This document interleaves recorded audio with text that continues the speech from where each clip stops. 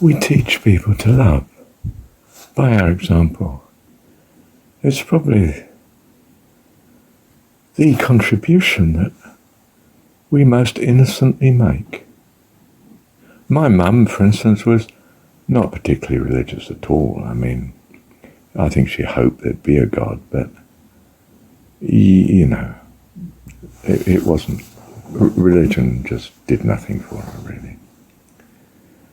But she did have a picture which showed Jesus knocking at the door, light of the world, an extremely old-fashioned looking picture. I mean, a bit gruesome, really. I mean, he's got a crown of thorns on his head and so on. It's all dark, murky picture, but it meant what it meant to her, that in some sense Jesus was there in her life, I think. I mean, she described him just as probably a man before his time, but it symbolized to her something she valued.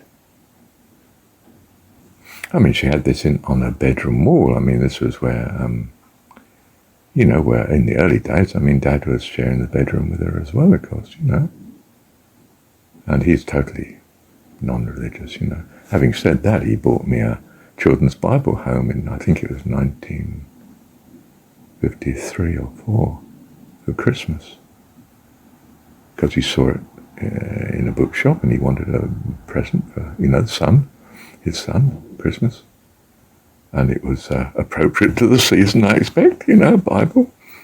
Even though, I mean, it's probably got, rubbish and so on, but somehow he still did it. I know, God just working through him. Lovely. I mean, a totally secular man. And Mum, largely secular, goodness gracious. She's into what the church would call witchcraft. I mean, she was, premonitions and fortune-telling and Eastern yoga and, I mean, not your Christian's view of a Christian ordinarily, by any means. But she taught me to love. We loved each other. And I know she taught me her understanding of loving, and where she got that from, I don't know, except she felt her mum, who was Catholic, Dad wasn't, very working class, her parents. He was a batman for the officers at Sandhurst, the officers training, military training centre. He'd be there on duty at 5 o'clock in the morning to get his officer ready for 6 o'clock and the horse ready and so on. I mean, horses in those days. Do you believe it? Where was I? Hang on. But we loved each other, Mum and I. That's what counted. Her view of loving, wow. I'm totally biased, but I have to say, I think was pretty close to what it should be. I don't know why she didn't then make the jump to really loving Jesus and loving God. She may have had a sort of inner loyalty to God, not expressed in religious ways. She had a great compassion, I mean, she'd see a magnificent building or a pyramid or something, and she would just say, and what about the poor peasants that died making it? No, I don't value it that much. You know what I mean? She had an incredible compassion for the poor. She was from the poor. She'd got out of it, of course. She married Dad. Well off, very well off. And she managed that because she was very good looking. And she used it. I don't mean too immorally. I think she only had one affair before she got married. And that was pretty brief. She had a first marriage, which she was engaged, so to speak, with a chap for six years, but only with him for 6 weeks. Actually married. It just blew apart instantly. They just knew they weren't right for each other, apparently. Amazing. And she was, of course, so beautiful that in her youth, especially during wartime, Second World War, she attracted all the officers like the plague, and she had the pick. Yeah, she picked Dad. And I would have said it was a good pick. He was a nice-looking bloke. He used to like playing the drums. And 6'2", which was an incredible height in those days. She's 5'9", which was an incredible height for a woman. And it was lovely for her to find a tall, well-off officer that wanted to marry her flat out. He was in love, wasn't he? I don't think she was in love. That's such a shame, isn't it?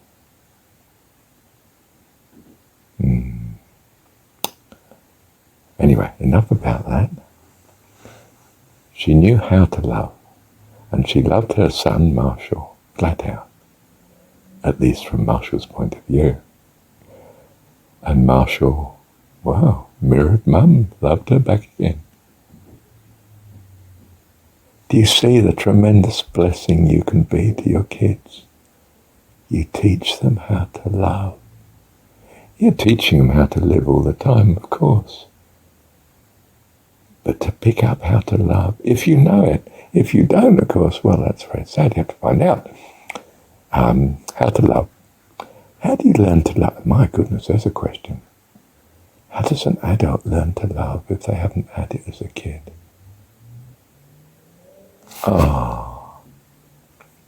Seek out loving company, love. Seek out those that are loving to you. How do you find them loving? In what way? Is it that they're always giving you flowers, or is it that they're always helpful, or is it that they're so pleased to meet you? Is it that they want to spend all their time with you? Is it that they're a blessing to you? You can quickly learn how to love. Perhaps you know it already. Bless you. Lord bless you and keep you. Cause his face to shine upon you now and forever. Lord give you peace and joy and strength, wisdom and hope, all blessing, all goodness, compassion, kindness, understanding, all that is good. Bless you. Thank you, Heavenly Father. Thank you, Dad. Now I feel I must add here that, and this is a bit sort of worldly, but if you're looking for a partner, love, make sure that that partner is kind, not just to you. They're bound to be kind to you because they want to get married to you or they want you. Are they kind to others? Are they kind to the disadvantaged, the difficult, the awkward, the less pleasant, the poor, the distressed? Are they compassionate? Do they care about life? Would they rather not cut the tree down? Rather not, for instance, honestly, eat meat or fish, unless they have to, because it means killing and suffering? Are they a person of compassion? Because that's the bedrock person you're getting. The incredible impact of having someone to love wears off after a while. Some people think it's 3 years. Some people think it's different to that, but you'll be left then with the person.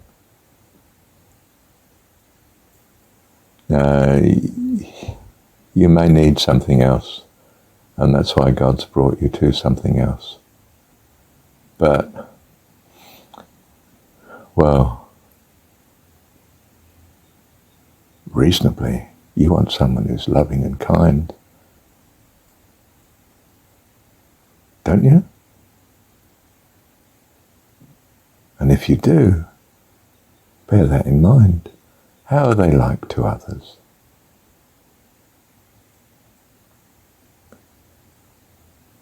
You know, so whether you're a male or female looking for a partner, is he or she, Well, they should be.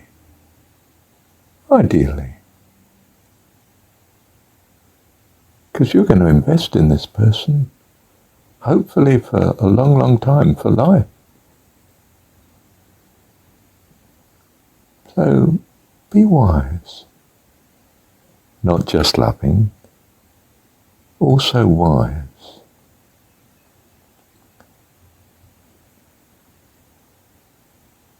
And if they're not right, perhaps you should tell them, let them know. I do love you, I think you're a wonderful person, but I'm worried you're not ... kind to my mum, or respectful of your mum and dad. You're not thankful to them. I'm a bit worried about that. And then you let them know the direction they need to move in. And if they're going to have your love with them, give them the opportunity. You can teach them. They'll listen to you if they love you. And if they don't love you, my goodness, it's good to find out quickly, isn't it? Gosh, you don't want to be married to someone that doesn't love you.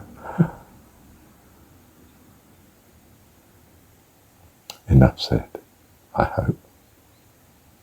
Don't marry someone that doesn't love you. It's not a good idea.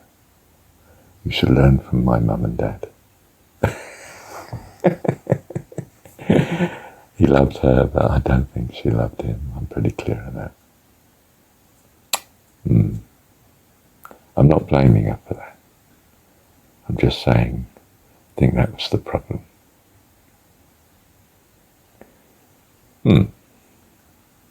Well, I'm going to finish there.